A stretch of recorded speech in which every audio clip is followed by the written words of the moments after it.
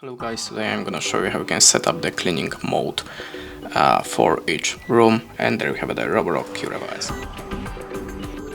In the first step we need to click on the left icon next to the start cleaning.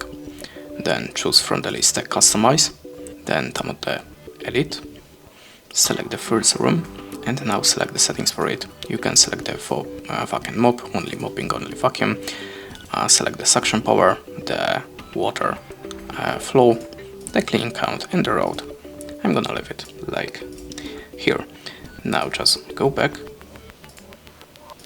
and select second room.